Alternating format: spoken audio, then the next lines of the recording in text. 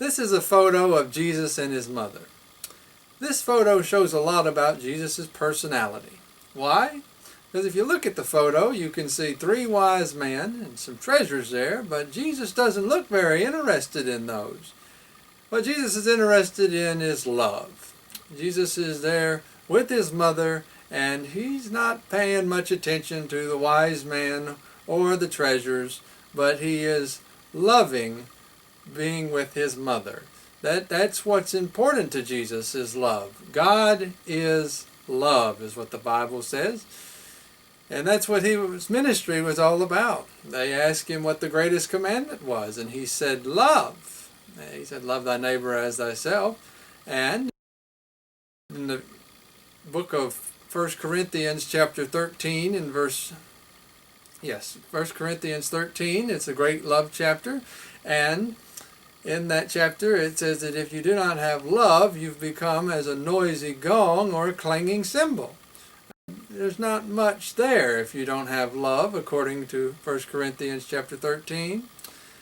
And at the end of that it says that you have faith, hope, and love abide in these three, but the greatest of these is love. Love is what Jesus said to do. He said, love your enemies. And that's really what's important when we think about Jesus and his personality, is love. Just like you see here in this photo of Jesus loving his mother. Now, his mother was Mary. What do we know about Mary? Well, Mary lived back in ancient times, and back in ancient times they would have gotten water from a well.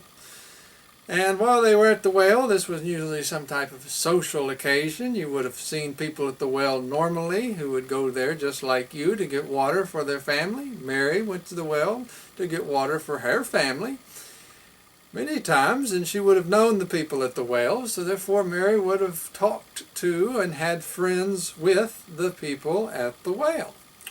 That's one thing about Mary. Another thing about Mary is that while King Herod, evil King Herod, was killing all these babies, she decided she was going to move her family to Egypt. And the angels helped in this, of course.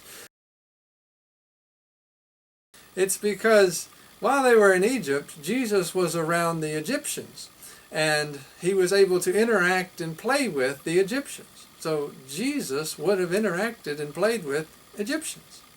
That's pretty interesting.